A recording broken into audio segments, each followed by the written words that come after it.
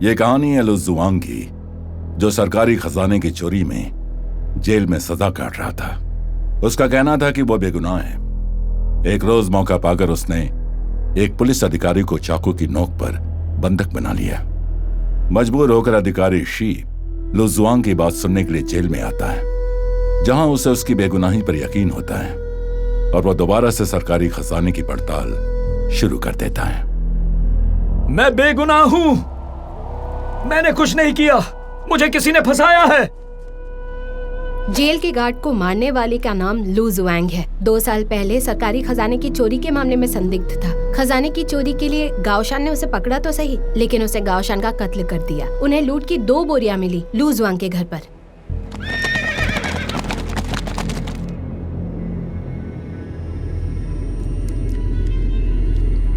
पिछले न्यायाधीश अधिकारी लियांग ने कई बार पूछताछ की, पर लू जुआंग ने कुछ कबूल नहीं किया।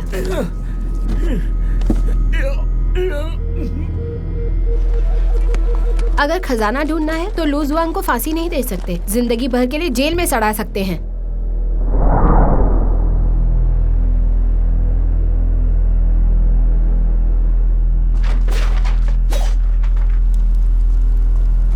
मैं बेगुनाह हूँ, मैंने कुछ नहीं किया। अधिकारी शी आ गए। अधिकारी शी, मैं बेगुनाह हूँ। गाओशान ने खजाना चुराया है, उसने खुद मुझे बताया था। मैं कुछ माल हासिल करने के लिए उसे ब्लैकमेल करना चाह रहा था। खुद को बचाने के लिए मैंने उसे जान से मार डाला। मानता हूँ मैंने ये कत्ल किया है, लेकिन उस चोरी से मेरा कोई लेना देना नहीं। लू जुआंग, शांत हो जाओ, पहले इसे छोड़ो। अपनी बेगुनाही साबित करने का अगर मुझे मौका मिला तभी इसे छोड़ूंगा, वरना मार डालूंगा। चोरी का माल तुम्हारे घर से बरामद हुआ है। ये सब गाओशान ने मुझे फंसाने के लिए किया है। जब तक तुम ये साबित नहीं कर देते कि गाओशान ने तुम्हें फंसाने के लिए ये सब किया है, तब तक मैं तुम्हारी कोई मदद नहीं कर पाऊंगा। हुजूर, मुझे जेल में 2 साल से ज्यादा हो गए हैं, अब मैं कहां से सबूत लाऊंगा? जिस रात ये जुर्म हुआ, मैं कोर्ट में अपनी शिफ्ट कर रहा था। पांग सान और लिऊ जियाफा इस बात के गवाह हैं। मैंने खजाना नहीं चुराया, लेकिन वो इस बात को नहीं मानेंगे। हुजूर, अगर आप दोबारा ये जांच शुरू करवाएंगे तो आपको पता चल जाएगा मैं सच कह रहा हूं। शीशिलून, तुम सिर्फ नाम के जज हो। अगर फिर से जांच शुरू नहीं करवा सकते तो इसे मारकर मैं खुद भी मर जाऊंगा।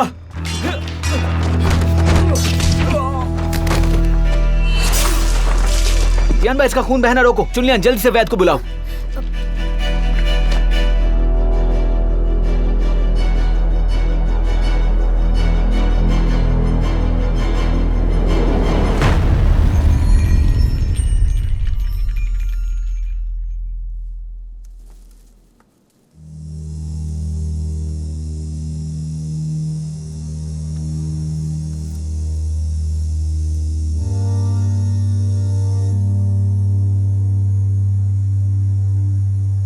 वैद्य जी, अब ये कैसे हैं?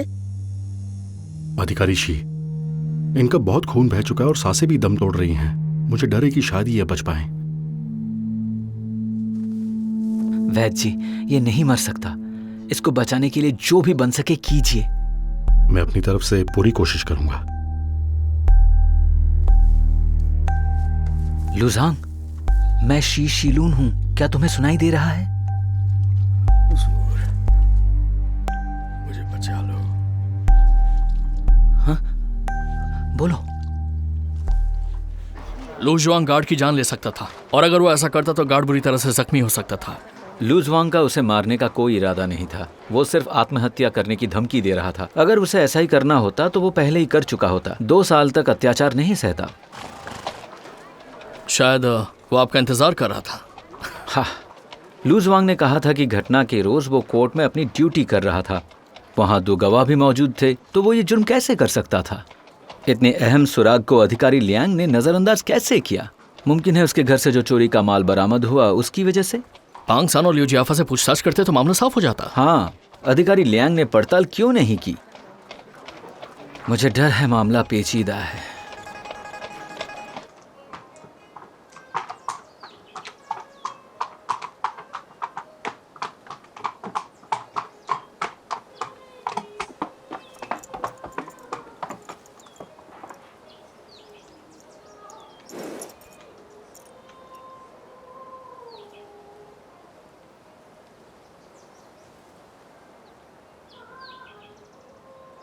कितनी प्यारी आवाज है, दिल को छू जाती है। हालांकि जो बाजा बजा रही है वो बेचारी गम की मारी लग रही है।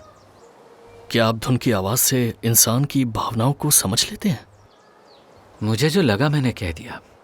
जो गाना वो गा रही है वो अपना दुख जाहिर कर रही है। एक दुखी इंसान साज की आवाज में कभी भी अपने दुखों को छुपा नहीं सकता।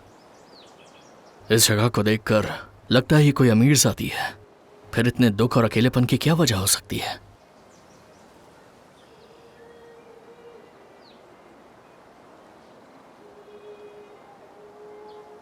तियानबा, झांको मत।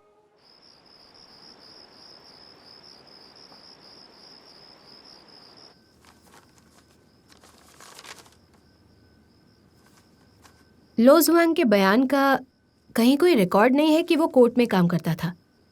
जाहिर है पांगसान और लियू जियाफा के भी बयान मौजूद नहीं होंगे। हाँ, आखिर रिकॉर्ड में है क्या? लो जुआंग 32 साल कोर्ट में पहरेदार था। खून के इल्जाम में गिरफ्तार हुआ था। उसके घर की तलाशी हुई तो उसके घर से लूट की 2 बोरियां बरामद हुई। उसके बाद कुल 16 सुनवाई हुई। उसने कहा कि उसे फंसाया गया और वो बेकसूर है, उसे गाओशान ने फंसाया था। क्या इसमें लू जुआंग के पारिवारिक हालत का भी जिक्र है? हाँ, उसकी शादी नहीं हुई। जैंगडू में उसकी कोई चचेरी बहन है, नाम है डी यूनहुई, गाओशान की पत्नी है। लू जुआंग और गाओशान रिश्तेदार थे। गाओशान के बारे में क्या है?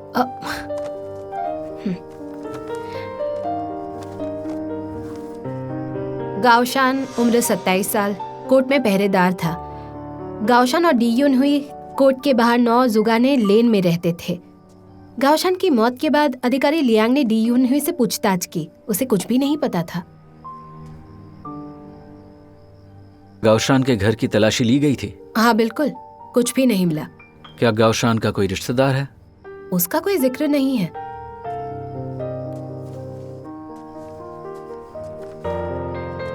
वारदात कब हुई थी?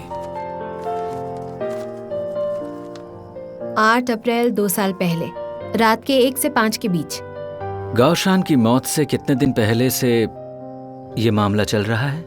ये मामला हुआ 8 अप्रैल को और वो मरा 29 जून को।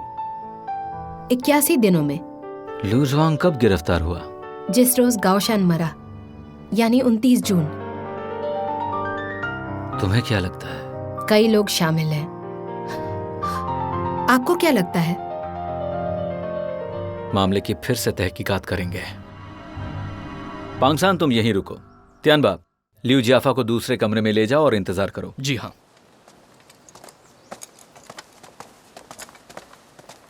पांगसान, तुम 8 अप्रैल को क्या कर रहे थे 2 साल पहले? हाँ हुजूर शी, उस वक्त तो मैं कोर्ट में काम करता था। तुम्हें इतनी अच्छी तरह से कैसे याद है? उस वक्त एक बड़ा हादसा हुआ था, भला मैं कैसे भूल सकता हूँ। हमारी निगरानी में सरकारी खजाने की चोरी हुई थी। हमसे पूछताछ हुई थी, टॉर्चर भी किया गया था, नौकरी से भी निकाले गए। तुम्हारे काम का समय क्या था? रात 11 से सुबह 5 तक। उस रात तुम्हारे साथ और कौन नाइट ड्यूटी कर रहा था? लियू जियाफा और लू जुआंग। क्या उस वक्त तुम तीनों एक साथ थे? जी हाँ। लू जुआंग शौच के लिए गया था। उसे कितना समय लगा था? ज्यादा नहीं, शायद मुश्किल से आधा घंटा। वो जब गया हुआ था तब तुम क्या कर रहे थे? हम खजाने के इर्द गिर्द पहरा दे रहे थे। ट्रायल के वक्त जज कौन था? न्यायाधीश अधिकारी लियांग। तुमने क्या कहा था? मैंने यही कहा था, अगर मैं कुछ कहता तो फटे तक मारते। ठीक है, बस यही जानना था। अब तुम जा सकते हो। जी हुजूर।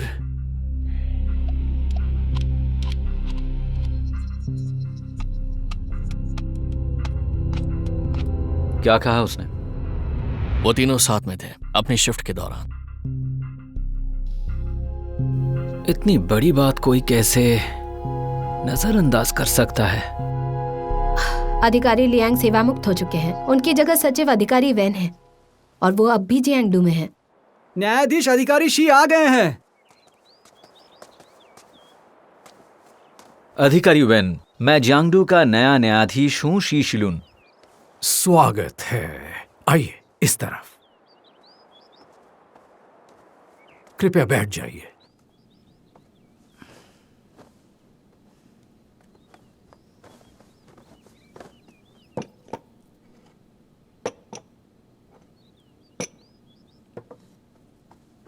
अधिकारी शी, शुरू कीजिए। अधिकारी वेन, पहले आप।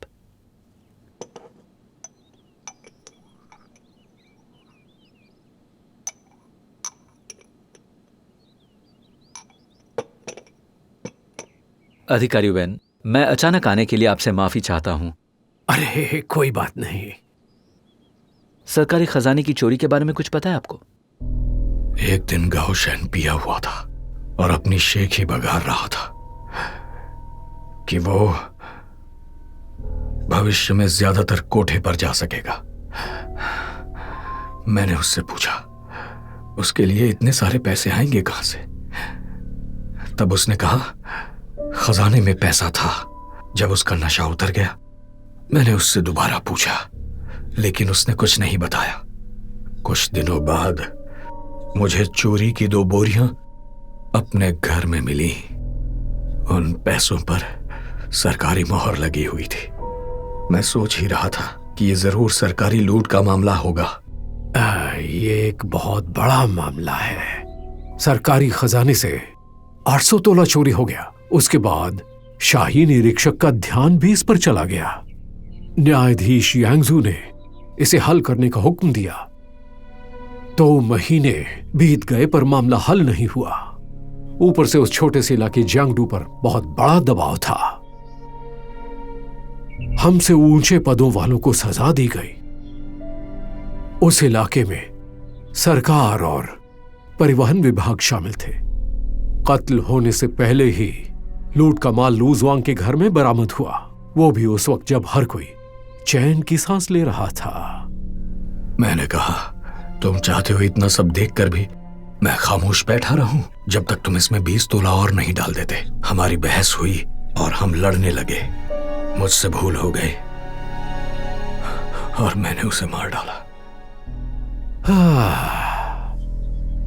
आखिर हमें तकलीफों से छुटकारा मिला। अधिकारी लियांग की इज्जत बच गई है ना? सिर्फ अधिकारी लियांग का ही नहीं, मेरी जगह कोई और होता तब भी यही बात लागू होती। लूट की सिर्फ 2 बोरी मिलने के बाद मामला इतनी आसानी से हल हो गया। अपराधी को पकड़ के चोरी का माल बरामद किया। हमने मामले की पूरी सफाई दी। जितना जल्दी मामला हल हो उतना अच्छा है।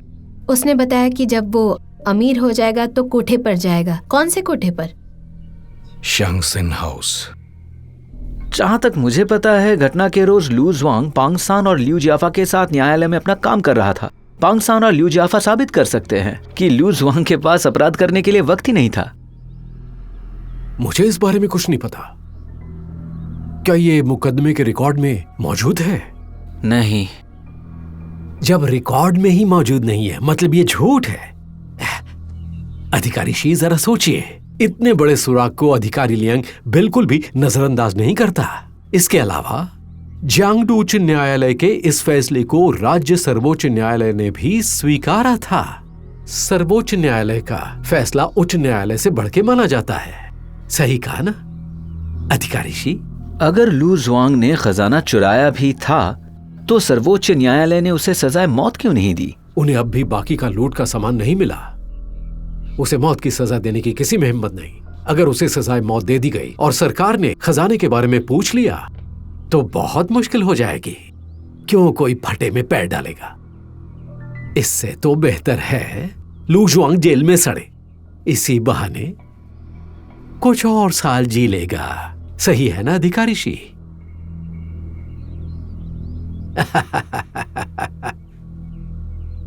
एक इंसान की जिंदगी दांव पर लगा दी, वो भी सिर्फ अपनी शान बचाने के लिए।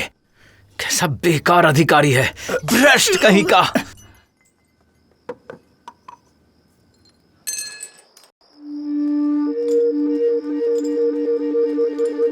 एक मिनट, तुम यहीं रुको। हुजूर, टियानबा ने डी यूनहुई को ढूंढ लिया। ओह, उसे यहां लेकर आओ।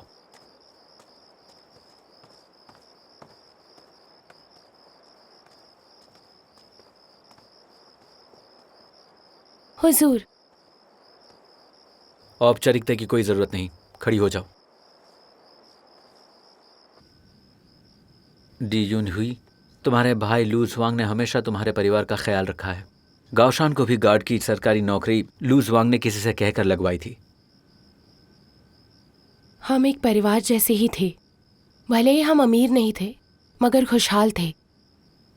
मैंने तुम्हारा बयान पढ़ा है, क्या वो सब सच है? हाँ, सब सच है। गाओशान के कत्ल से पहले तुम दोनों में अक्सर झगड़े हुआ करते थे, जान सकता हूँ किस लिए? वो रोज बाहर जाकर देर रात तक पीता था, बस यही वजह थी। वो पीने के लिए रोज जाता था? उसके महीने की पगार तो बहुत कम थी, जो सिर्फ उसके गुजारे के लायक थी। उसके पास पीने के लिए इतने पैसे कहाँ से आते थे? हुजूर, मुझे यकीन है कि आपको पता होगा, वो एक सरकारी नौकर था। लोग अक्सर उससे मदद मांगने आया करते थे, बदले में उसे काफी रिश्वत मिलती थी। वो किसके साथ पीता था, जानती हो? मैंने उससे कई बार पूछा। उसने बताया कि वो अपने सरकारी नौकरी के दोस्तों के साथ पीता है। किस विभाग में? परिवहन। उसके दोस्त कौन कौन थे? मैंने कभी पूछा नहीं। क्यों नहीं पूछा तुमने? मुझे लगता था कि वो अक्सर औरतों के साथ पीते हैं और मुझसे छुपाते हैं। यही वजह थी उसके झूठ बोलने की। तुम्हें ऐसा क्यों लगता है? औरतों को आदमी के जिस्म की खुशबू से पता चल जाता है। इसके अलावा गाओशान हमेशा अपने चेहरे पर पाउडर लगाता था, वो उसकी खुशबू थी। मैं उसका पीछा करके पता लगाना चाहती थी कि आखिर वो कहाँ जाता है, लेकिन उसे पता चल जाता था और वो तेजी से निकल जाता था और मैं उसे पकड़ नहीं पाती थी। तुमने अपने बयान में कहा कि शराब पीने के बाद जब वो घर लौटता था तो गाओशान कोई धुन गाता था। सही सुना। कौन सी धुन थी वो? वो पारंपरिक धुन गाते थे। मुझे याद है वो अक्सर कुछ पंक्तियां गाया करते थे। तुम्हें जो भी याद है हमें सुनाओ, ठीक है? पतझड़ खत्म होते ही एक लड़की आईने के सामने, फूलों के बीच बिखरी जुल्फों में। वो हमेशा से यही कुछ पंक्तियां गाता था। गाओशान ताइजू यांगजू का रहने वाला था, है ना? असल में उसका घर कहाँ था? वानशो शहर के लुजियाओ गांव में।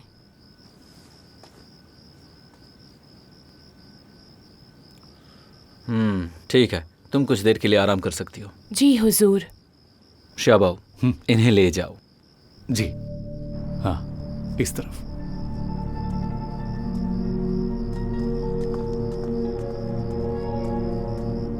कोठों पर जाना, गाने का शौक, और जियांगडू में तो कई कोठे हैं, तो गाओशान सिर्फ चियांशिन हाउस क्यों जाता था? मुझे नहीं लगता। लू जुआंग को शायद इतना ही पता था। हमें पड़ताल करनी होगी। उसके लोग परिवहन विभाग में हैं। जांच करके देखो। वांचो शहर के लुजियाओ गांव में। तियानबा से पड़ताल करने के लिए कहो। आप ठीक कह रहे हैं हुजूर। लू जुआंग और डी यून हुई की बातों पर भरोसा कर सकते हैं, लेकिन उन पर पूरी तरह भरोसा करने से पहले हमें सबूत की तफ्तीश करनी होगी। हुजूर, परिवहन विभाग के अधिकारी के कल अपनी पत्नी का जन्मदिन मनाएंगे और उपहार तो आपने खरीदा ही नहीं। हाँ, अरे हाँ, अच्छा। शाबाओ, तुम लाल कागज तैयार रखो। जी।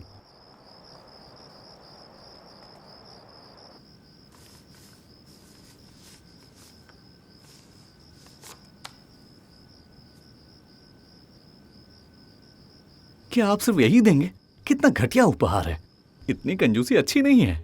अधिकारी शी की हस्तलिपि अनमोल है।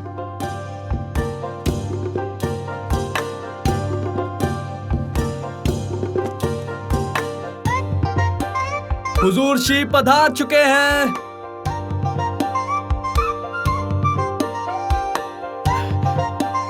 अरे आइए आइए अधिकारी शी, माफ कीजिए आपका स्वागत नहीं कर सका। बधाई हो अधिकारी के। आपका स्वागत है, आइए पहले आप यहाँ बैठ जाइए। अधिकारी शी, कैसे हैं आप? अधिकारी लियू, आपने बहुत मेहनत की है। अधिकारी शी यहाँ बैठिए। ओह, आप सभी से मैं माफी चाहता हूँ, आप यहाँ बैठ जाइए।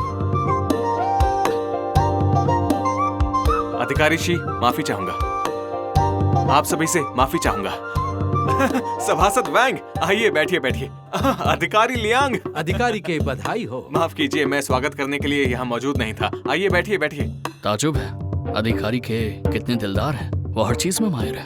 अधिकारी के अपनी पत्नी से बहुत प्यार करते जी हैं। हाँ, मिलकर भले ही मनाएंगे। वो गरीब हो लेकिन रुतबा आइए, बनाए आइए, रखते हैं। आइए। आपका स्वागत मैंने सुना है कि आइए, आइए। मिसेस के पिता अधिकारी सिंह राज्यपाल हैं। इतना ऊंचा पद है। श्रीमती के बड़े घराने की हैं और अधिकारी के गरीब घराने से हैं। फिर भी अधिकारी सिंह ने दोनों की शादी करा दी। अधिकारी के की काबिलियत देखकर और संस्कार भी उन्होंने शादी करा दी। वो आगे जाकर बहुत ही कामयाब बनेंगे। श्रीमती के आ रही हैं। बधाई हो। बहुत बधाई हो। आप सभी का धन्यवाद, आपका धन्यवाद। आप बैठ जाइए, बैठ जाइए। शबाओ, बधाई हो मिसेस के। धन्यवाद। धन्यवाद अधिकारी शी। अधिकारी शी बैठ जाइए। अधिकारी लियू बैठ जाइए। खाना परोसो।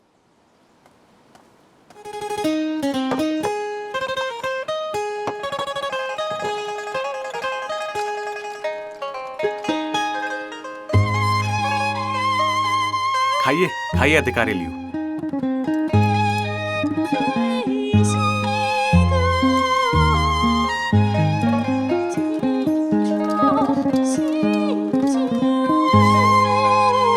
क्या तुमने इसे देखा है? बहुत अच्छा बजा रही है। हाँ, वो तो है।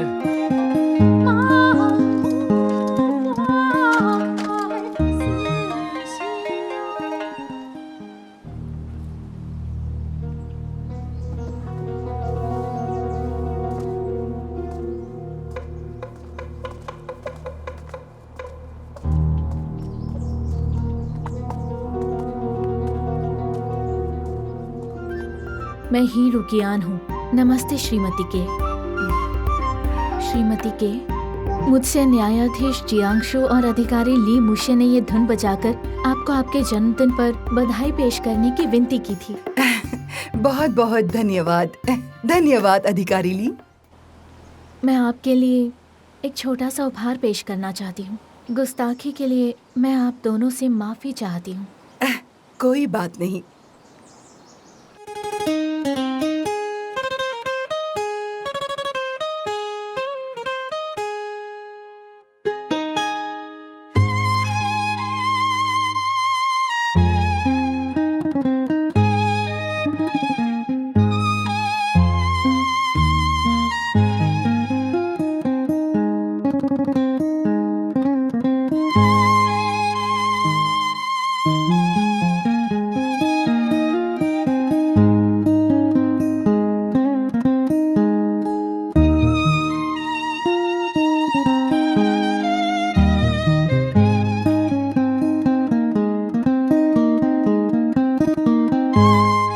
की कहानी है। इस आदमी की 2 पत्नियां थीं, साई बोजी और जाओ बुनियांग।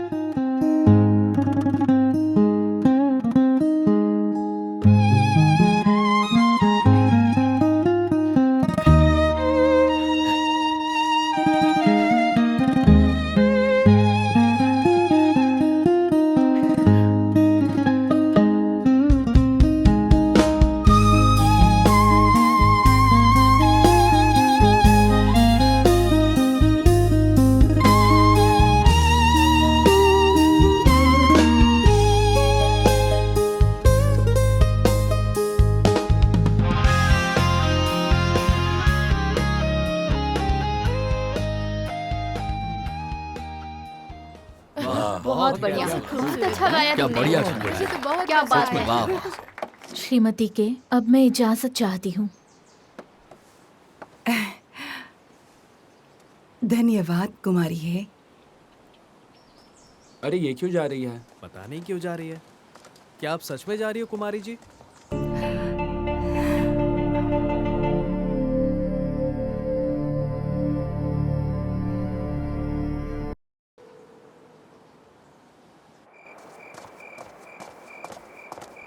चुनलियान आ गई।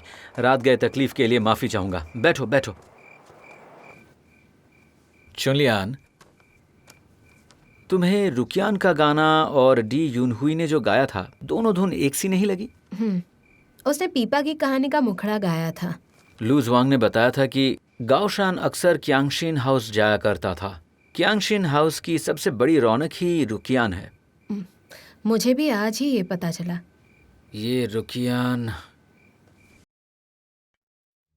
ये कोई मामूली औरत तो नहीं है। उसकी खूबसूरती और हुनर किसी भी मर्द को अपना दीवाना बना सकते हैं। वो हमदर्दी का दिखावा कर रही थी, लेकिन वो पूरी तरह अपने होश में रहकर अपने गुरूर और अपनी अदा को बस में किए हुए थी, जो किसी भी मर्द को उसके आगे घुटनों के बल ला सकती है। क्या अदा है! चुनलियान, तुम्हें मेरी बात पर हंसी आ रही है? तुम मेरी बात से सहमत हो या नहीं? हुजूर, आप एक आदमी हैं। मतलब मेरी बात से सहमत हो? एक आम आदमी उस जैसी औरत के चक्कर में नहीं पड़ेगा। उसे पाने के लिए पैसा खर्च करना पड़ता है। और गाओशान तो आम आदमी था।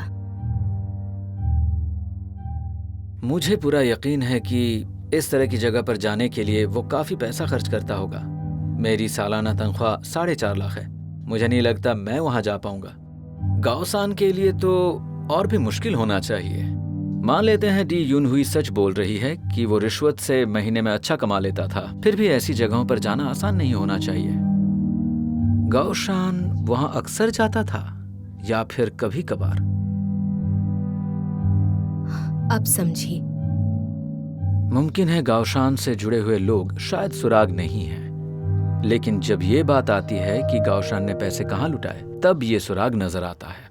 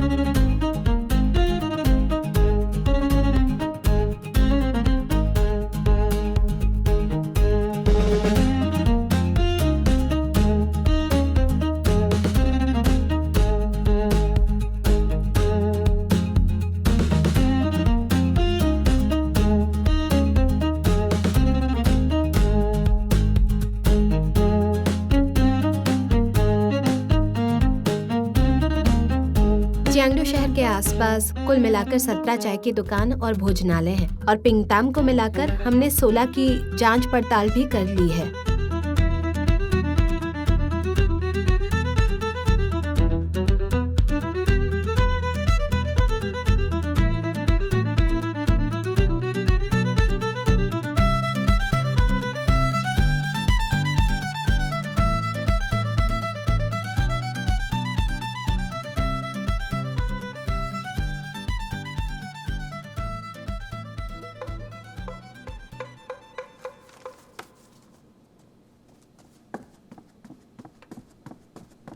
हुजूर के किसी ने आपके लिए नाश्ता भेजा है। यहीं रख दो। जी हुजूर।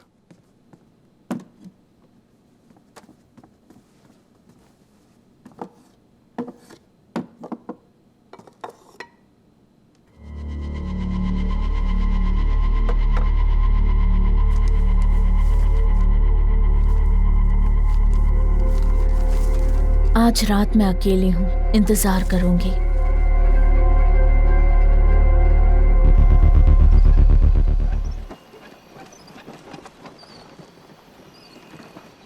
माफ करना, क्या ये लुजिया गांव है? हाँ, आप सही जगह पर हो। ठीक है।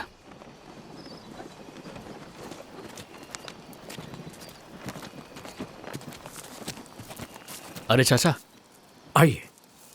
यहाँ कोई गांव परिवार रहता है क्या? गांव परिवार? उन्हें गए हुए 2 साल हो गए। कहाँ गए बता सकते हैं? शहर चले गए। शहर के खर्चे तो बहुत ज्यादा होते हैं ना? हाँ, गांव परिवार की किस्मत चमक गई। वो कैसे?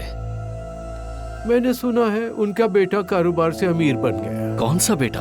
उस परिवार में 3 बेटे हैं, मुझे नहीं पता कौन सा वाला। शहर में वो किस जगह पर रहते हैं आपको पता है? आप उसे वांचू शहर में ढूंढिए। हाँ, सही कहा, शुक्रिया।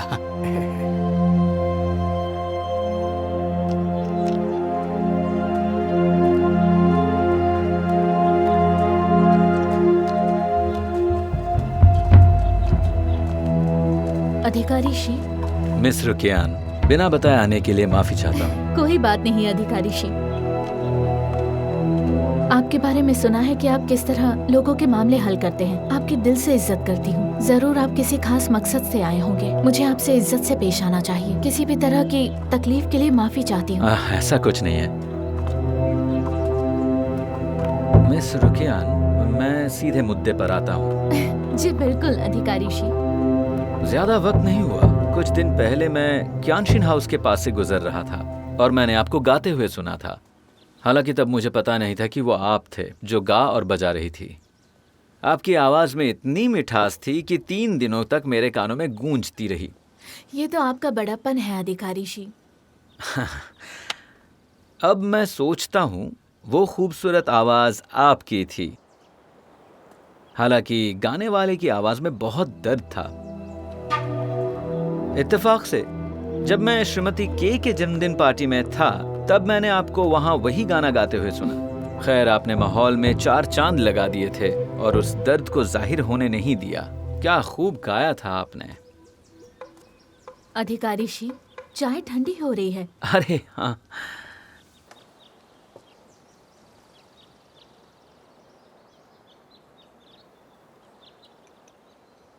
अधिकारी शी, आपको चाय कैसी लगी? कमरे की खुशबू इतनी तेज है कि चाय की खुशबू पता नहीं चली।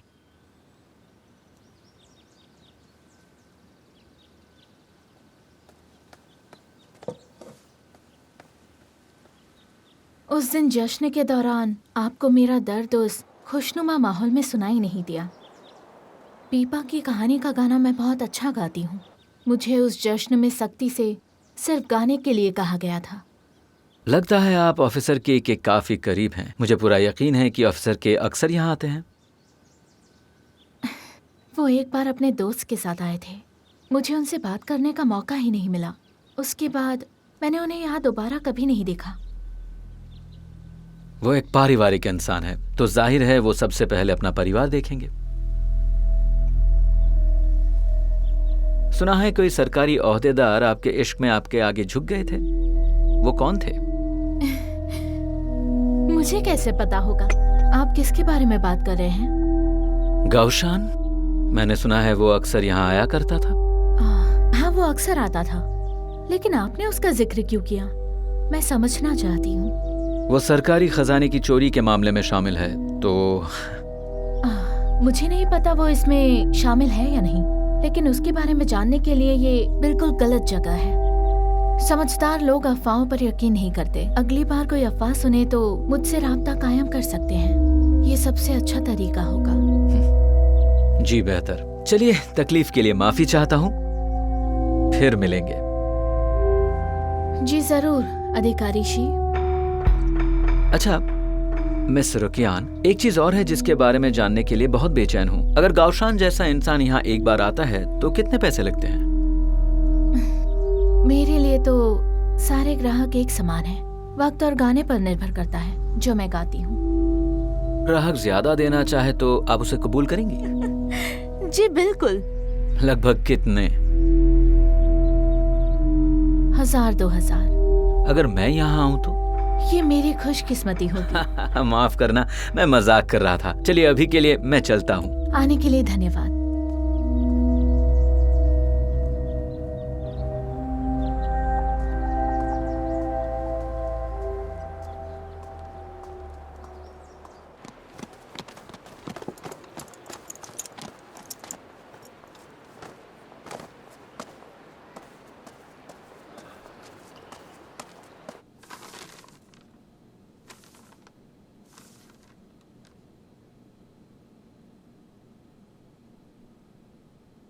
क्या चाहिए आपको? मैं चाहता हूँ कि आप गांव परिवार के बारे में पता लगाएं जो लूजिया गांव से यहाँ आई है। मैं बस एक मामूली सा सिपाही हूँ, मैं ये नहीं कर सकता, मुझसे नहीं होगा। ये बहुत जरूरी है, आप मेरी मदद कीजिए प्लीज।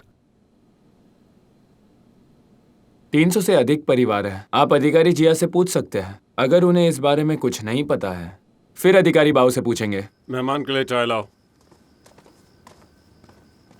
अधिकारी शी बैठ जाइए। पहले आप। ठीक है। काउंसलर साहब, मैं सीधे मुद्दे पर आता हूँ। जी बिल्कुल। 2 साल पहले सरकारी खजाने में जो चोरी हुई थी उस मामले में मेरी मदद कर सकते हैं? जी, मैं आपकी मदद जरूर करूंगा अधिकारी शी। जो कुछ मुझे पता है मैं आपको सब बताऊंगा। उस घटना के बाद जियांगडू में सभी लोग घबराए हुए थे, यहाँ तक कि अधिकारी लियांग और ऑफिसर वेन को भी जिम्मेदार ठहराया गया। उनकी आधे साल की तनख्वाह काट ली गई थी।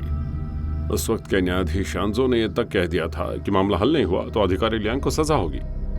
अधिकारी लियांग इतना घबरा गए थे कि उन्हें दिल का दौरा पड़ा और वो मरते मरते बचे। सहायक ऑफिसर वेन को पद से हटा दिया गया।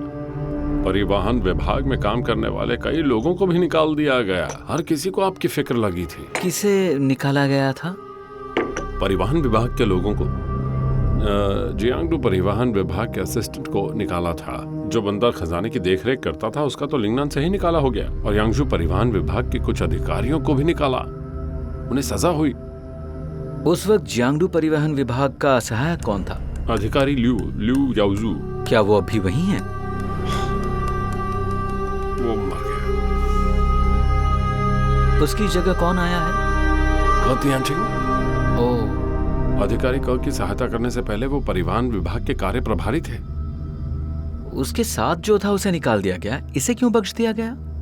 वो खजाने का कार्य प्रभारी था, जबकि ये परिवहन का। परिवहन विभाग का ओहदा बहुत फायदेमंद होता है, वो बड़े काम है, उसके लिए लोग आपस में लड़ते हैं। परिवहन विभाग यहाँ किसी को भेजना चाह रहा था, लेकिन फिर सुनने में आया कि न्यायाधीश साहब ने के त्यानचिंग को नियुक्त किया, क्योंकि एकदम से हालात पलट गए थे। ऐसे में वही संभाल सकते थे क्योंकि वो कामकाज से वाकिफ थे। मैं तो यही कहूंगा कि अधिकारी के बहुत किस्मत वाले।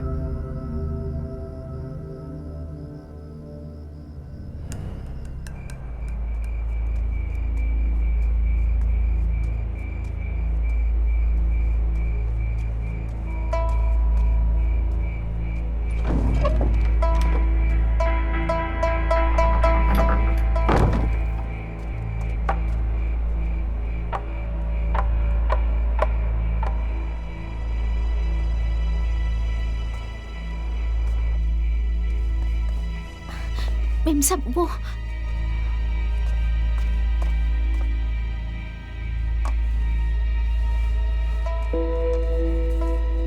आप आ गए, चलिए कमरे में चलते हैं। क्या हुआ, आप अब भी नाराज हैं? मैंने आपके लिए ही गोवा गार्डन में घर खरीदा है।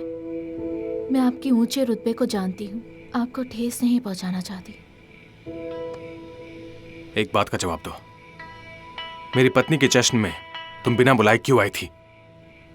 न्यायाधीश और अधिकारी ली ने गाने के लिए बहुत इल्तिजा की थी, मैं मजबूर थी। अधिकारी ली को कैसे पता होगा मेरे घर में क्या चल रहा है? झूठ बोल रही हो तुम। अधिकारी ली ने ही मुझे भेजा था, ये गलत है।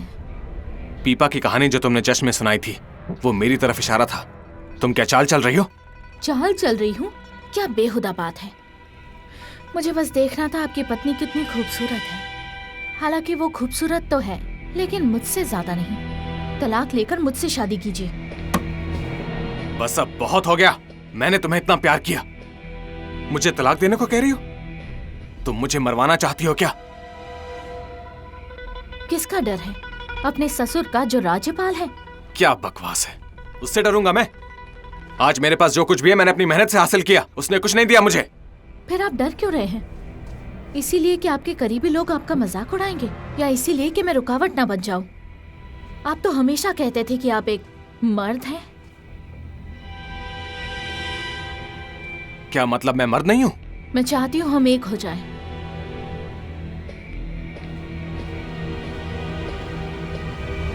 ठीक है कुमारी है, मुझे तुम्हें छोड़ना होगा। ये मेरी भूल थी जो मैं तुम्हारे प्यार में अंधा हो गया। मैं अपनी पत्नी को तलाक नहीं दे सकता, तो ये ख्याल अपने दिमाग से निकाल दो। आज के बाद हम दोबारा कभी नहीं मिलेंगे। नहीं, रुकिए। मैं आपके बिना नहीं रह सकती। मैं सारी जिंदगी आपके साथ गुजारना चाहती हूँ, आपके साथ रहना चाहती हूँ। मेरे ससुर हुकूमत में ऊंचे पद पर हैं। वो मुझे कभी इस बात की इजाजत नहीं देंगे। अगर मैंने उनकी बेटी को तलाक दे दिया तो क्या वो मुझे जिंदा छोड़ेंगे इतनी बेइज्जती के बाद? तो फिर हम भाग जाएंगे। क्या कहा? हम भाग जाएंगे? तुमसे कहा ना, मुझे मजबूर मत करो। नहीं नहीं तियांगचेंग, तुम पर क्या मैंने कम पैसा लौटाया? तुम्हें यही लगता है ना तुम्हारा खर्चा कौन उठाएगा? पैसे तुम्हारे मुंह पर मार सकता हूँ, पीछे छोड़ने का क्या लोगी? बताओ कितने पैसे चाहिए तुम्हें, बोलो। अब आप मुझे बेइज्जत कर रहे हैं।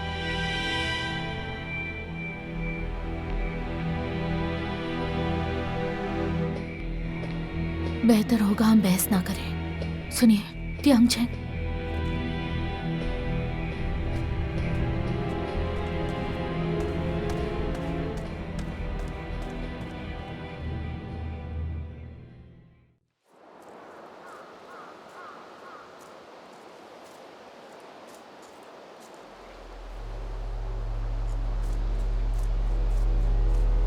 रुकियान के पिता ताइजू में नमक के व्यापारी थे। रईस घराने की थी वो।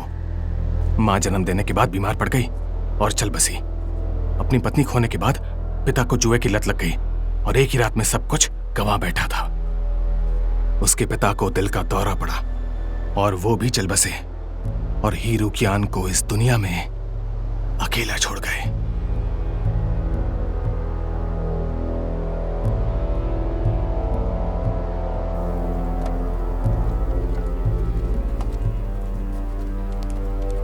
सुनिए, श्रीमती वोंग कहाँ मिलेंगी? मैडम वोंग वो वहाँ पीछे हैं। ओह,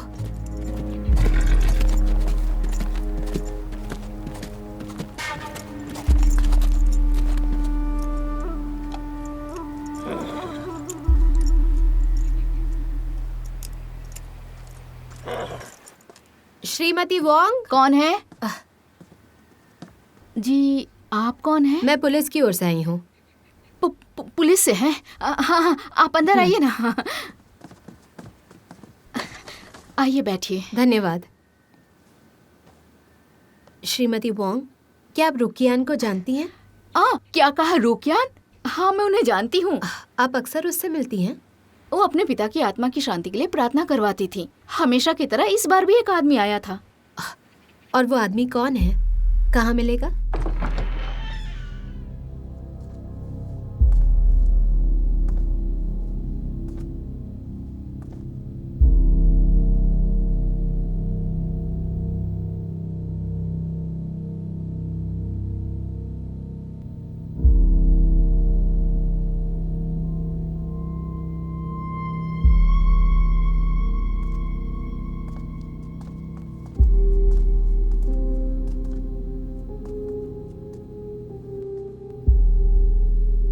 पिछले रिकॉर्ड की जानकारी के हिसाब से इन्हीं 5 बक्सों का इस्तेमाल खजाना रखने के लिए किया जाता था।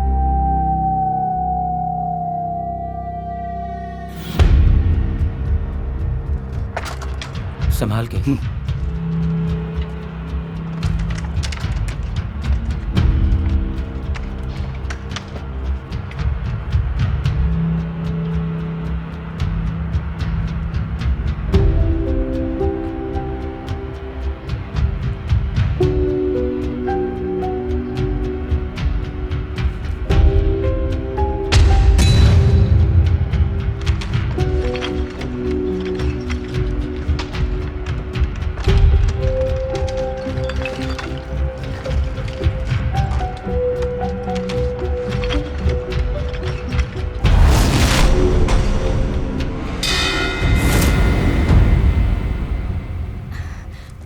वो अंदर है। आइए यहाँ पे। ये है लियू। टोंगजिंग की कब्र की देखरेख यही करते हैं। क्या आप मुझे बता सकते हैं कि रुकियान कैसी हैं? कुमारी जी बहुत खूबसूरत है, पर हाँ वो बहुत खूबसूरत है। आप मेरे साथ जियांगडू चलेंगे रुकियान से मिलने? आप चाहती है कि मैं जियांगडू जाकर कुमारी रुकियान से मिलूं?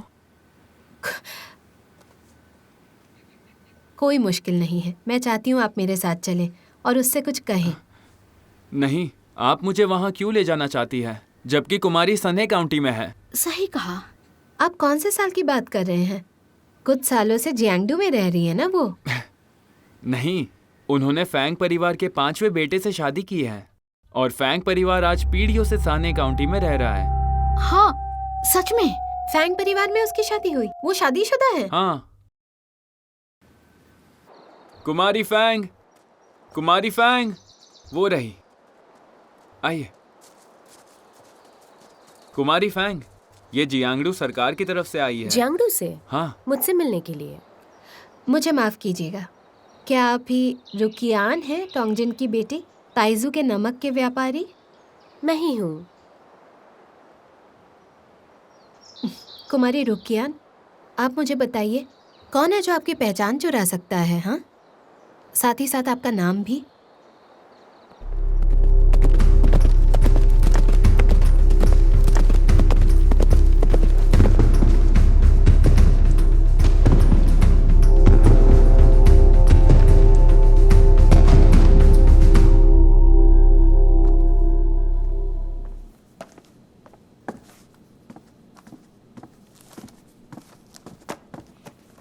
तुम यहाँ पर कैसे? महारानी जी आपको बुला रही हैं। दिखता नहीं मुझे, अभी काम है। हुजूर आपको जाना चाहिए। महारानी। क्या हुआ उन्हें? किसी ने कुछ कहा उनसे? जाते ही आपको पता चल जाएगा।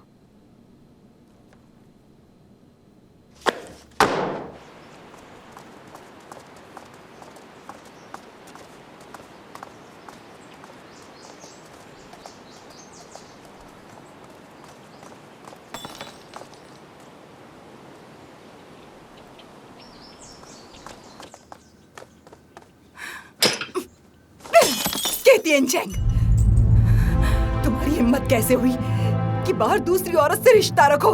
तुम्हें ये डर नहीं है कि मेरा बाप तुम्हें मार देगा? लेकिन ये तुम क्या बोल रही हो? मैं कुछ समझा नहीं। मैं बेवकूफ नहीं हूँ। तुम दोनों की नजरें आपस में बातें कर रही थी जैसे कोई चक्कर हो।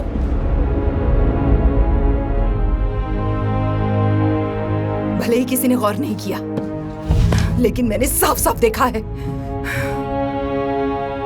मेरी नजरों में देखा? अरे मैंने बस ऐसे ही देख लिया होगा। मैं तो ये जानता तक नहीं वो कौन है। तो तुम्हें नहीं पता कि वो कौन थी? कल रात तुम कहाँ गए थे? मैं पीने गया था। झूठ मत बोलो, तुम उसी हेज से मिलने गए थे। काओ जी। क्वीन के कानून विस्तार से बताओ। क्वीन के कानून के मुताबिक जिस किसी का भी चक्कर हो उसे 80 कोड़े लगाए जाते हैं। कुछ और भी सजा दी जा सकती है। तुम जा सकते हो। जी।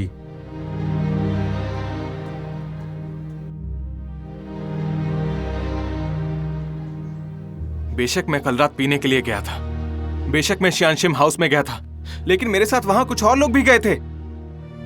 मैं मुश्किल से 1-2 बार ही रुओ कियान से मिला हूं और उसका गाना सुना है, लेकिन मैंने कुछ गलत नहीं किया उसके साथ। तुमने अभी अभी कहा कि तुम उसे जानते तक नहीं हो। झूठ बोल रहे हो तुम। तुम्हारी शक्ल बता रही है। मुझे तुम दोनों के बीच का रिश्ता दिख गया है। तुम्हें क्या लगता है मुझे कुछ नहीं पता? क्या ऐसा कौन सा रिश्ता नजर आ गया तुम्हें? नाजायज रिश्ता। इतने भोले मत बनो तुम। देखो, ये सिर्फ तुम्हारा वहम है और कुछ नहीं। सच्चाई बता दो, वरना मेरे बाप को ही जवाब देना। अपने बाप की धमकी मत दिया करो मुझे। क्योंकि तुम मेरे पति हो। मैं तुम्हारी नजरों को अच्छे से पहचानती हूँ। ये सच है या नहीं? तुम्हें क्या लगता है कि आज मेरे पास जो कुछ भी है वो तुम्हारे बाप की मेहरबानी से है? पिताजी ने कभी सीधे सीधे मदद नहीं की, लेकिन सरकारी महकमे में सभी को पता है कि तुम उनके दामाद हो। यही तो, बस यही तो। क्या इसी वजह से उनका मुझे देखने का नजरिया बदल गया है? पता नहीं खुद को क्या समझते हो।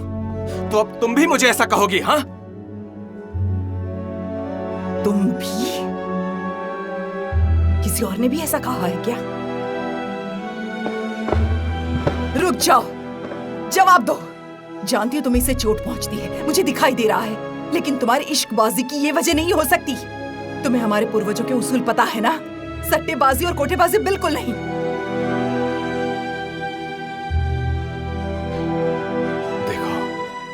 मैं ऐसा कुछ क्यों करूंगा जो सिंह परिवार के उसूल के खिलाफ होगा? दूसरे कर सकते हैं लेकिन तुम नहीं कर सकते। वो सिर्फ अपना हुनर बेचती है। तब भी वो एक तवायफी है।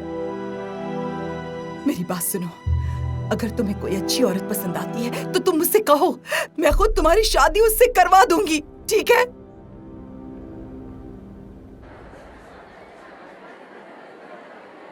हुजूर, आपके लिए एक खत है।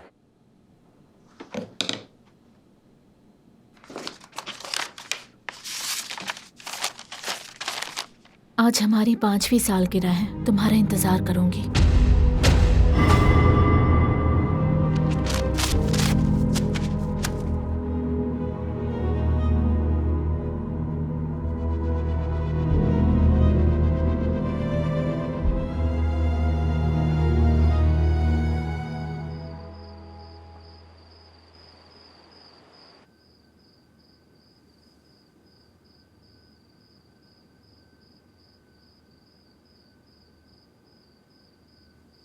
यूहुआन। जी मेम साहब। क्या वो आए? जाकर देखो एक बार। जी मेम साहब।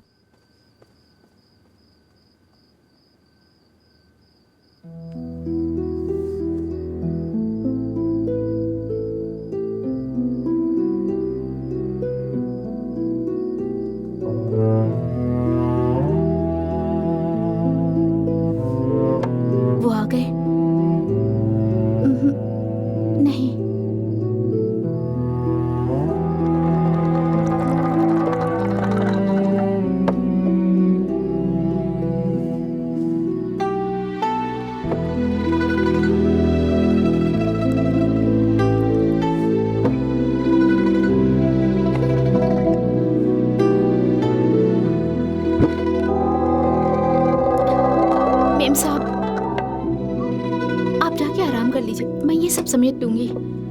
क्या कहा तुमने? मैंने कहा मैं ये सब समेट लूंगी। उसकी कोई जरूरत नहीं है। मेम साहब, काफी देर हो चुकी है, मैं आपको आपके कमरे तक छोड़ देती हूँ। चलिए आराम से मेम साहब, आराम से। मेम साहब,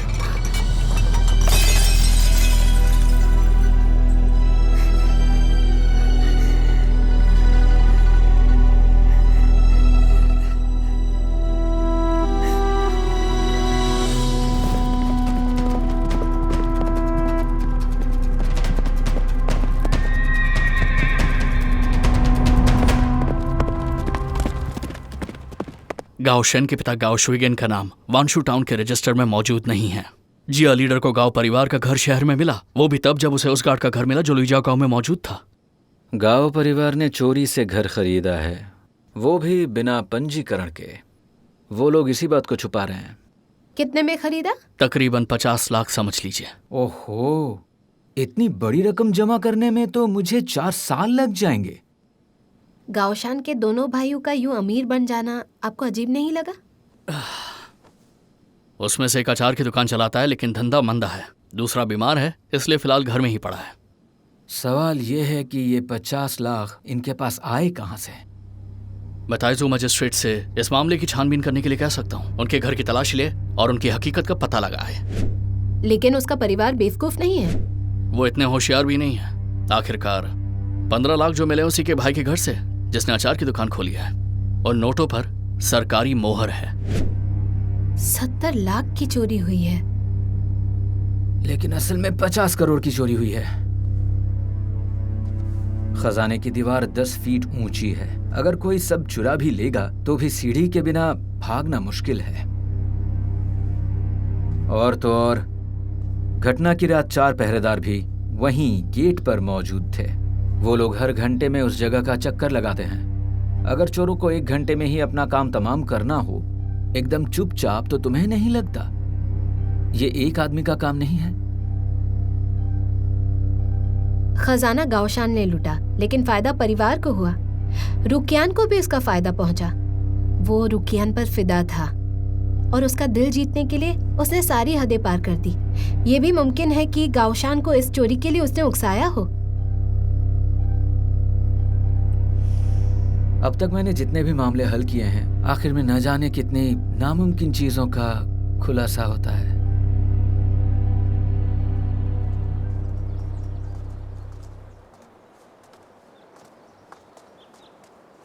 आइए मेम साहब।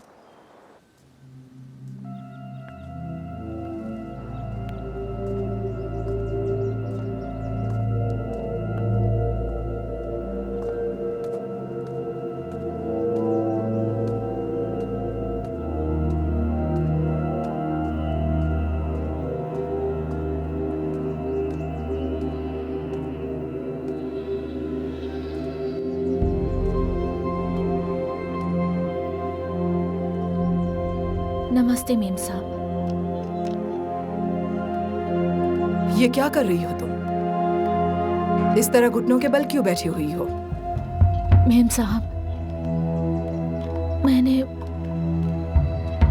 अपने और तियांग चेंग के बारे में आज तक किसी को कुछ नहीं बताया, लेकिन आज मैं आपको बताऊंगी। क्या बताना चाहती हो? हम दोनों ने आपकी पेट पर खंजर घोंपा है। मैं आपसे छुपाना नहीं चाहती हूँ। मैं आपको सारी सच्चाई बताऊंगी। मैं आपसे माफी चाहती हूँ। दिल चाहता है तुम्हारी चमड़ी उधेड़ कर रख दूं। बोलो, क्या गुल खिलाया है तुमने? शर्म नहीं आती तुम्हें?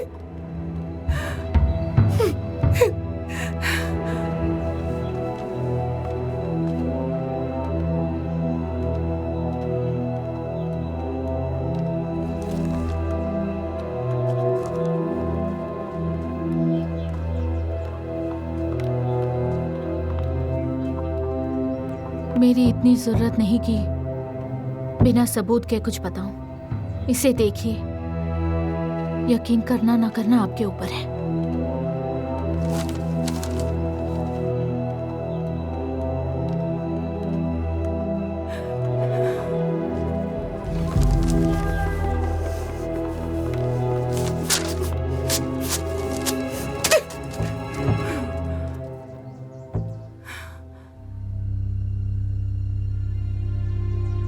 मेरे ख्याल से आप उनके रुमाल को तो पहचानती ही होंगी।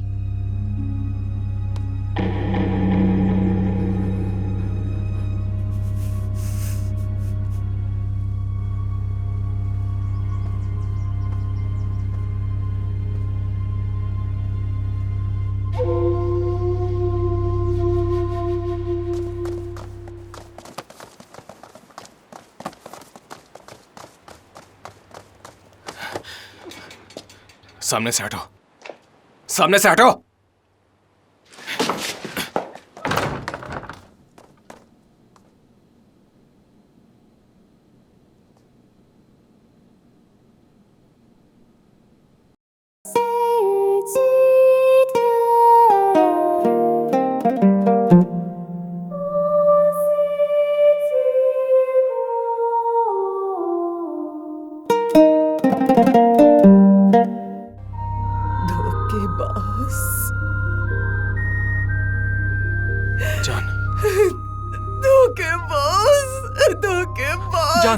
जान, तुम खुद को संभालो। अगर तुम जज्बाती हो जाओगी तो इलाज करना मुश्किल हो जाएगा। कितनी गिरी हुई हरकत की है तुमने।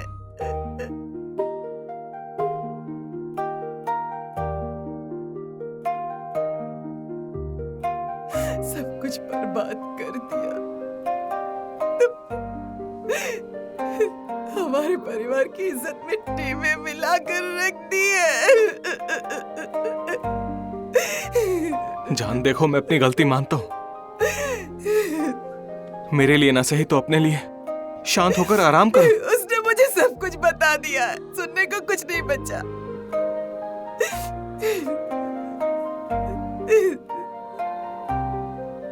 उस वक्त मुझे समझ नहीं आया कि मैं करूं क्या। तुम चाहो तो इसके लिए मुझे दोष दे सकती हो, लेकिन फिर भी तुम्हें अपना तो ख्याल रखना ही होगा ना। हाँ, क्या तुम्हें हमारे बच्चे की बिल्कुल भी फिक्र नहीं है? मैं हर सजा भुगतने के लिए तैयार हूं। मारो मुझे, मारो मुझे, मारो मारो मारो मारो। कसम खाओ, आइंदा झूठ नहीं बोलोगे। मैं कसम खाता हूं, आइंदा अगर मैं उससे दोबारा मिलने गया तो मुझ पर बिजली गिर जाए और मैं कुत्ते की मौत मर जाऊं।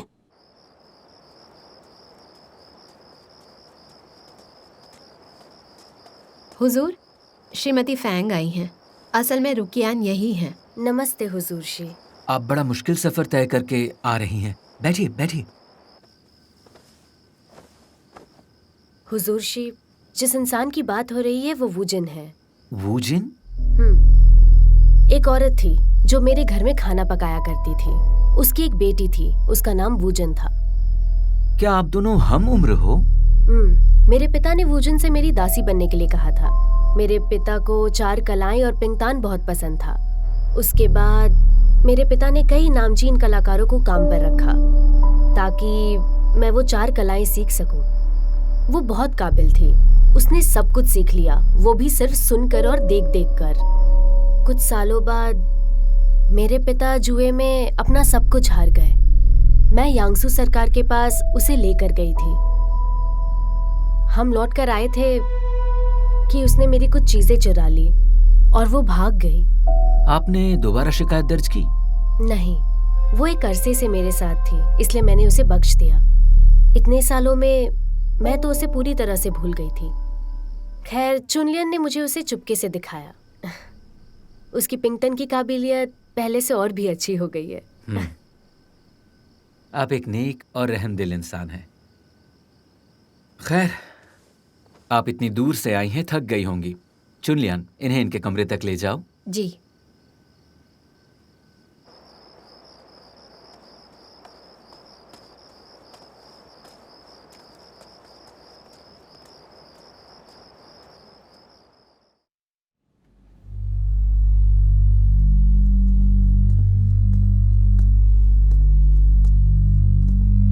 तियानचेंग, मेरे साथ चलो। जियांगडू छोड़ देते हैं, फिर हम सुकून की जिंदगी जिएंगे हमेशा के लिए।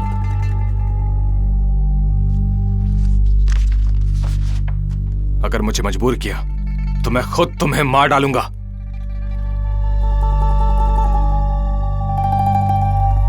मार डालोगे?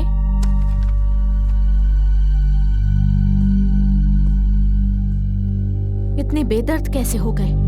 तुम मुझे उकसाओ मत, समझे? ठीक है, तुम इतने बेरहम हो तो मार डालो मुझे।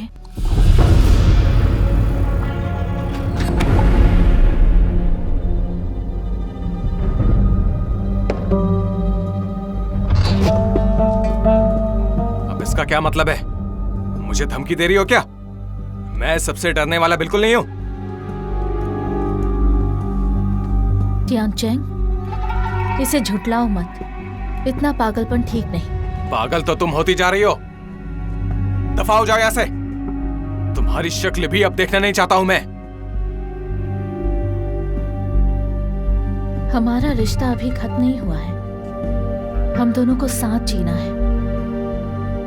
मैं नहीं चाहती कि हम दोनों को चोट पहुंचे। छोड़ो।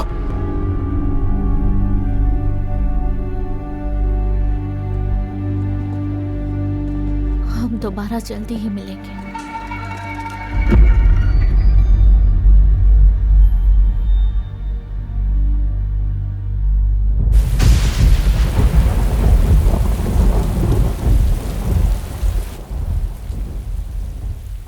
अधिकारी के, क्या बात है? अधिकारी शी, बैठिए।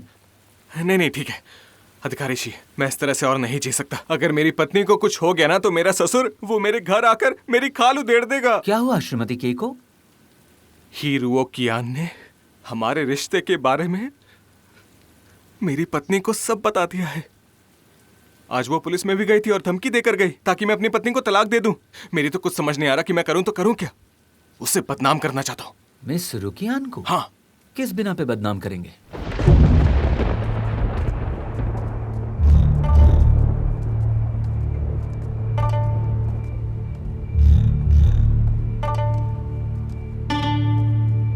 अधिकारी शी, आप यहाँ इतनी देर रात किस लिए आए हैं? अगर ऐतराज ना हो तो हम अकेले में बात कर सकते हैं। खड़े क्यों हैं? बैठिए ना।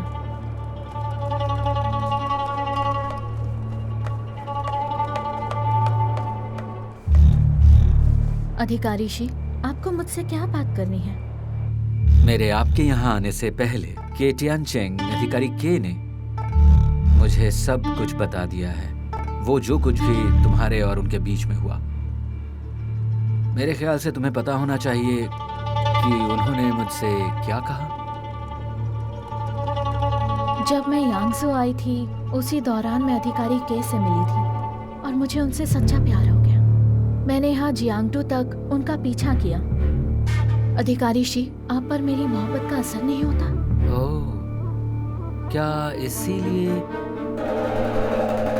तुमने रुकियान की चीजें चुराई थी और जियांगटू आ गई? मुझे पता था ज्यादा समय तक छुपा नहीं पाऊंगी। आप मेरी तफ्तीश क्यों कर रहे हैं? क्योंकि सरकारी खजाने की लूट तुमसे ताल्लुक रखती है। आप मजाक कर रहे हैं। अगर आपको मुझ पर इस मामले में शक है तो आप सच में बेकार अधिकारी हैं। मिस वू जीन, आपसे गुजारिश है कि आप खुद को कानून के हवाले कर दें। जितना सोचा था उससे भी गए गुजरे हैं आप, क्योंकि रुकियान की पहचान और चीजें चुराने के बाद मेरा रिकॉर्ड थोड़ा खराब हो गया है। मिस रुकियान एक नेक और बड़े दिल वाली औरत हैं। उसने तुम्हारी कोई शिकायत दर्ज नहीं कराई सालों के रिश्ते के खातिर। ओह, वो जरूर गावशान होगा जिसने मरने के बाद भी मुझ पर इल्जाम लगाया। मिस वू जिन, आखिर तुम ऐसा क्यों कर रही हो? तुम बहुत काबिल हो और तुम खुद से एक अच्छी जिंदगी बसर कर सकती हो। मैं खुद से अच्छी जिंदगी जी रही हूँ। अधिकारी शी, आप मुझे गलत समझ रहे हैं। मैंने बेहिसाब मर्द देखे हैं। ठीक उसी तरह मैं ये देख पा रही हूँ कि आप रिश्तों की अहमियत को अच्छे से समझते हैं। मैं बाद में बेरहम हो जाऊंगा। अभी कबूल करने से समझूंगा तुमने खुद को कानून के हवाले किया। अगर कहीं हमारे हाथ सबूत लग गए फिर तुम्हें कोई मौका नहीं मिलेगा। मैं इंतजार करूंगी अपनी बेगुनाही के लिए।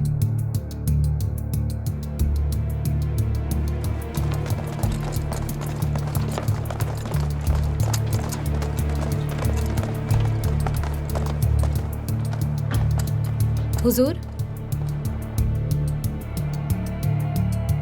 अधिकारी शी, शुरू करते हैं। ठीक है, शुरू करते हैं।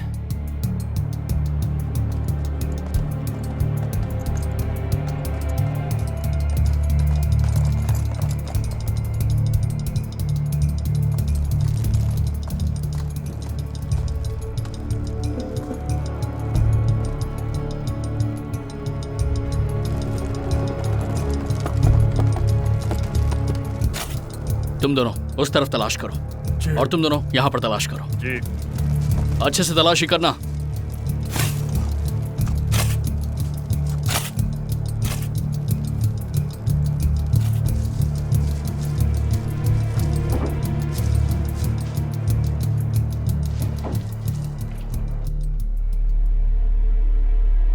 तुम्हारी दोनों दासियां वाकई बहुत अच्छी हैं, जो तुम्हारे ऐसे वक्त में तुम्हारे साथ खड़ी हैं। लोगों को रिश्तों की कद्र करनी चाहिए और हद में रहना चाहिए।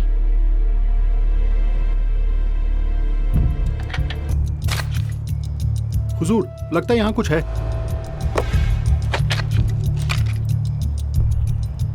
रोशनी इधर दिखाना।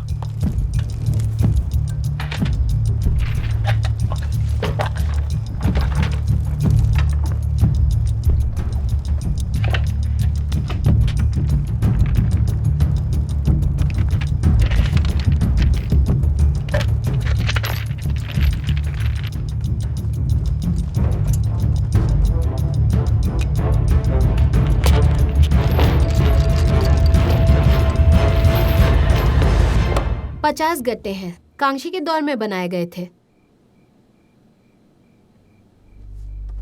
आपको मुझ पर शक है? तुम लूट के माल के साथ रंगे हाथों पकड़ी गई हो। सिर्फ इन्हीं 50 सिक्कों के बिना पर तुम्हें सजाए मौत हो सकती है।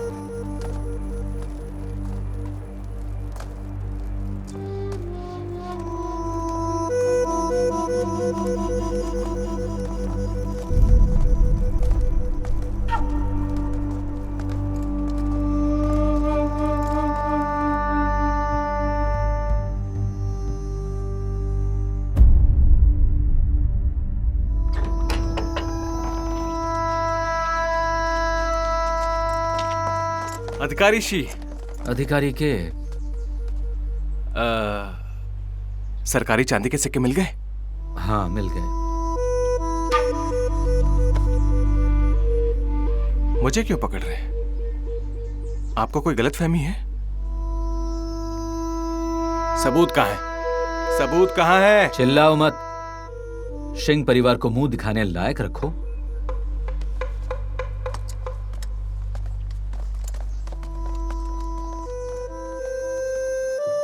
कार्रवाई शुरू की जाए।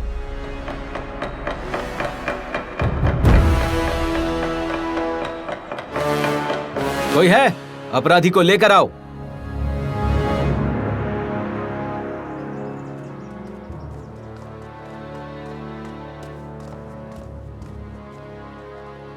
घुटने के बल।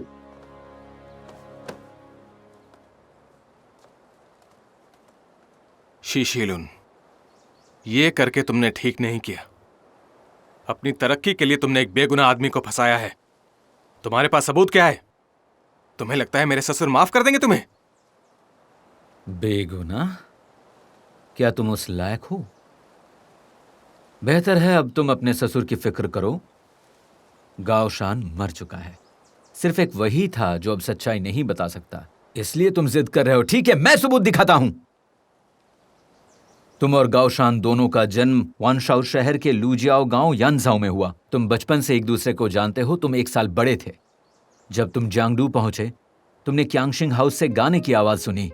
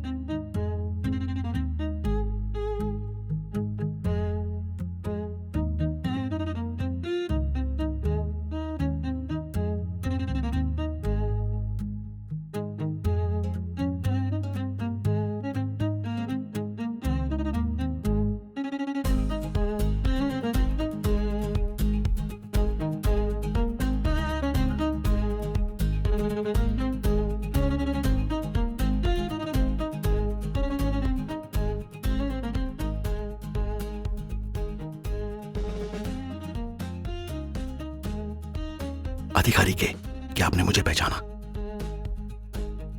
पहचाना तो नहीं। क्या तुम? हम दोनों एक ही गांव से हैं। मेरा नाम गाओशान है। पूरब वाले गांव परिवार से हो क्या? हाँ, आप पश्चिम से हैं और मैं पूरब से हूँ। वो यहाँ गाओशान के साथ आते हैं। उनकी शराब कभी नहीं छूट सकती। वो हमेशा नशे में रहते हैं। मुझे ऐसा लगता है अधिकारी के गम भुलाने के लिए पीते हैं। गाओशान उनका सहारा बनते हैं। वो किस बारे में बात करते थे? पता नहीं, मुझे कुछ नहीं पता इस बारे में। वैसे एक बार जब वो वहाँ बैठे थे तो मैंने सुना वो कह रहे थे कि वो इज्जत के साथ अपने घर में नहीं रह पा रहे हैं। उनके ससुर जी उनकी मदद नहीं करते। हाँ, तो इससे क्या साबित हो गया? कुछ भी तो नहीं हुआ। इसका खजाने की चोरी से क्या ताल्लुक है?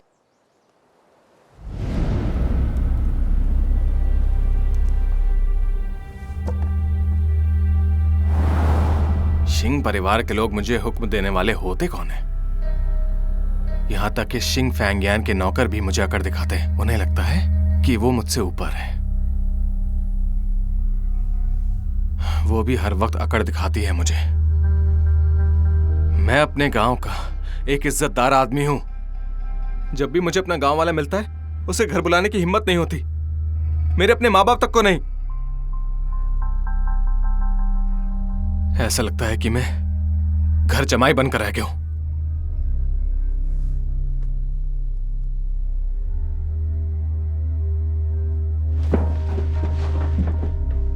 रोकियान, मेरी किस्मत वैसे ही फूट चुकी है। अब मेरा कुछ नहीं हो सकता, तो क्यों ना मैं कुछ पैसे हासिल करूं। हम हांगजू चलते हैं, एक बड़ा मकान लेंगे, तुमसे शादी करके वहीं रहूंगा। त्यागचेंग, तुम एक अच्छे इंसान हो और एक अच्छे अधिकारी भी। तुमने परिवहन विभाग में कभी लालच नहीं किया, ईमानदार रहे, ना ही मन में गलत ख्याल आए। चाहे तुम कहीं भी हो, मैं हमेशा साथ रहूंगी। गुआन गार्डन वाला घर तुम्हें पसंद नहीं आया? क्यों ना मैं वही घर ले लूं? क्या तुम भी मुझे कम समझती हो? बिल्कुल नहीं, तुम बहुत जज्बाती हो। तुम्हारे अंदर आत्मसम्मान नहीं है। हिम्मत कैसी हुई मुझे ऐसा कहने की? 2 टके की बासारू औरत, क्या कहा तूने? आत्मसम्मान नहीं है मुझ में? एक औरत के भरोसे जीता हूं मैं कोई बुज़दिल नहीं हूं, समझी तू? त्यागचेंग, मेरी बात तो सुनो। और तब से ही त्यागचेंग ने मुझसे दूरी बना ली। मैंने उसका दिल जीतने की बहुत कोशिश की, उस वक्त तक जब तक उसने हार नहीं मान ली। इस बार मैंने नए हथकंडे अपनाए। मैंने जानबूझकर हमारे रिश्ते का सच मेम साहब को बताया। मैं चाहती थी कि मेम साहब त्यागचेंग को घर से निकाल दे, तब जाकर वो मेरे पास आएगा। पर मुझसे एक गलती हो गई। अगर मुझे मजबूर किया तो मैं खुद तुम्हें मार डालूंगा। मार डालो? मारते क्यों नहीं?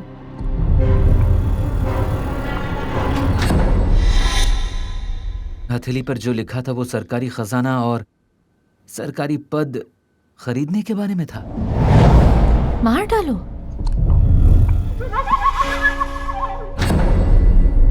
अधिकारी शी, आप वाकई बहुत तेज हैं। तुमने तो के त्यागचेंग को जबरदस्त झटका दे दिया। गाओशान को अपना हिस्सा मिलने के बाद उसका लालच और बढ़ गया और वो त्यागचेंग को पैसों के लिए धमकाने लगा। त्यागचेंग ने भी काफी पैसे लुटाए, पर उसने गाओशान को मना कर दिया। गाओशान उसकी ठाट बाट से जलता था, उसके पास कोई रास्ता नहीं था। तो गाओशान ने तुम्हें ढूंढ निकाला। उसे त्यागचेंग के साथ तुम्हारे चक्कर के बारे में भी पता चला। उसने उस बात को लेकर मुझे धमकाया।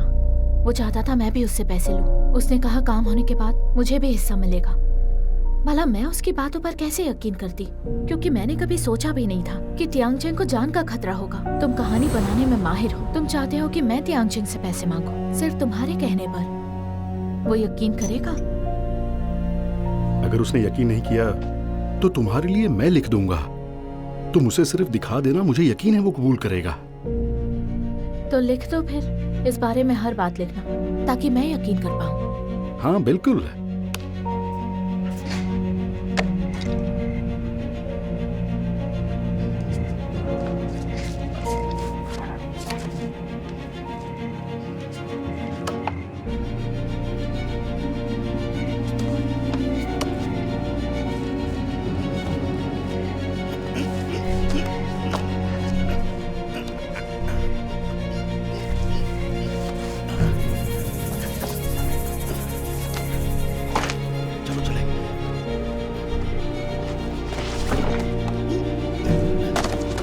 क्या आप ठीक हैं? मैं ठीक हूँ। आजा, आजा।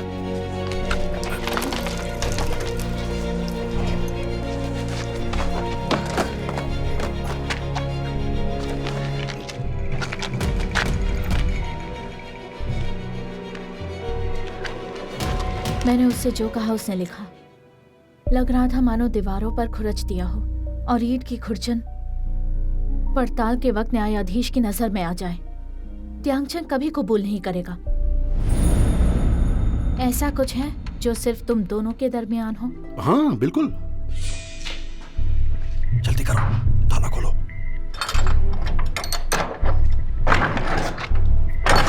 क्या आप ठीक है? हाँ, ताला खोल।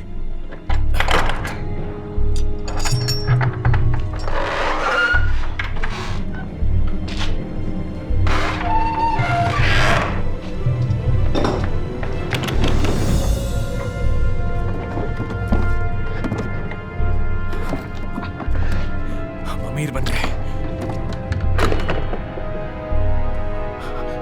जल्दी करो, बैग भर दो।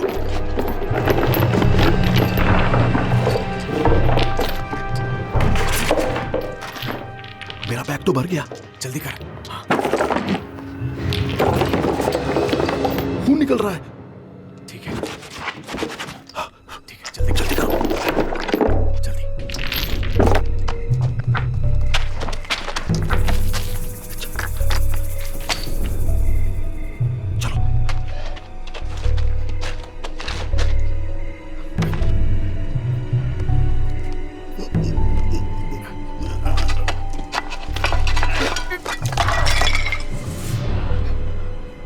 जल्दी करो।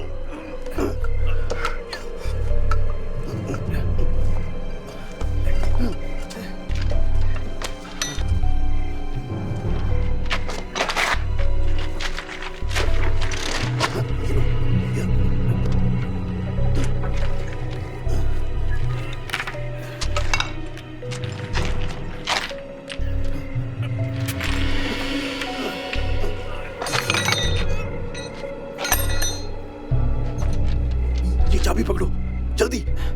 चाबी छोड़ो।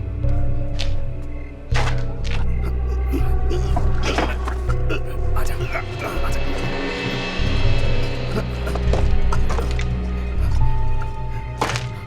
चलो चलो चलो।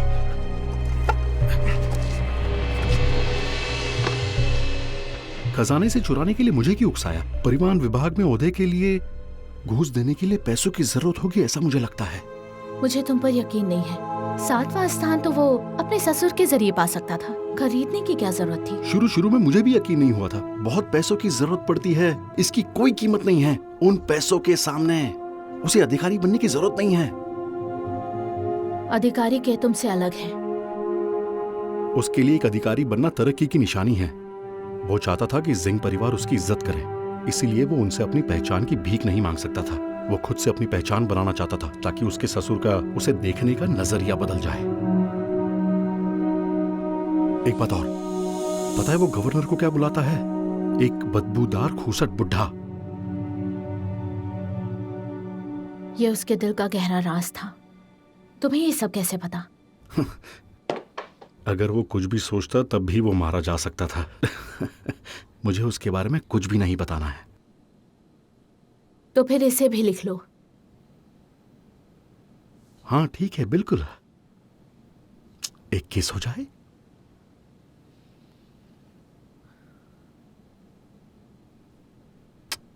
दूसरे गाल पर भी एक किस कर दूं? बस भी करो। ठीक है, मैं लिख रहा हूं।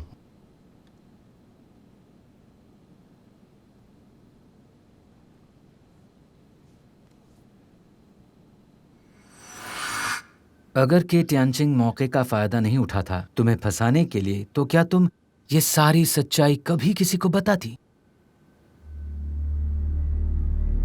हाँ। तुम एक मुजरिम को पनाह दे रही थी।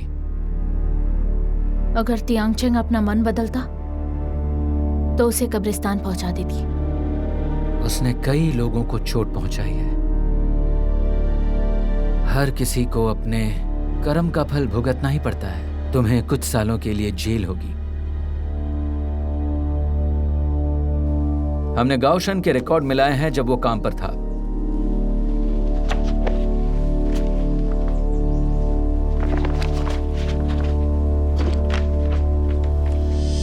लिखाई मेल खा गई।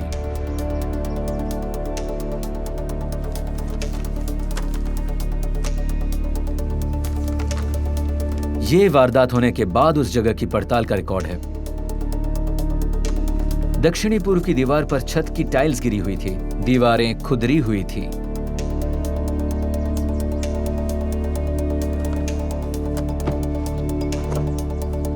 और इसका तुमने मिस रोकियान को फंसाने के लिए इस्तेमाल किया था।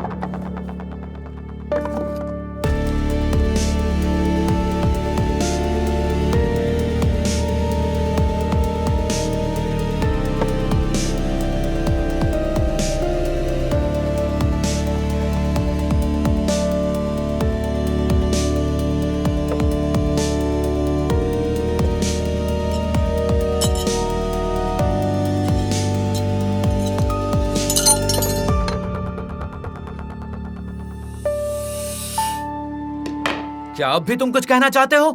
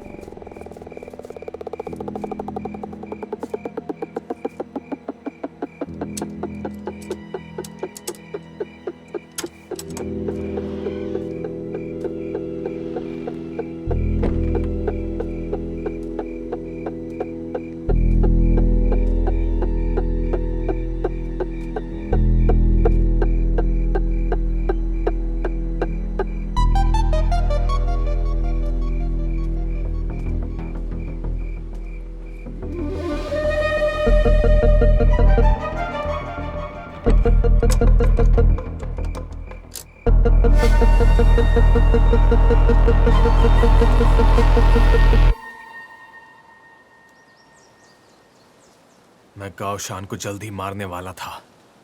तुमने उम्मीद नहीं की थी गाओशान मिस रोकियान को बता देगा। मैं समझ सकता हूं गाओशान को खत्म करने के बाद तुम्हें कितनी खुशी मिली होगी।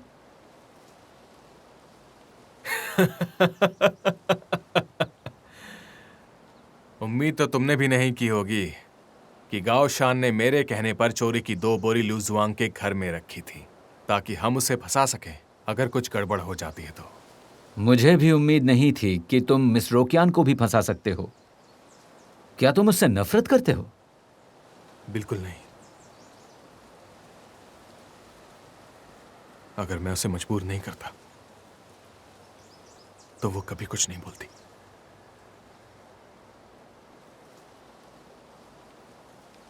तुम हमें चोरी के माल के पास लेकर चलोगे या हम खुद से चले जाएं? अब क्या फर्क पड़ेगा? हाँ, अगर तुम हमें ले जाओगे तो तुम्हें आसान मौत मिलेगी।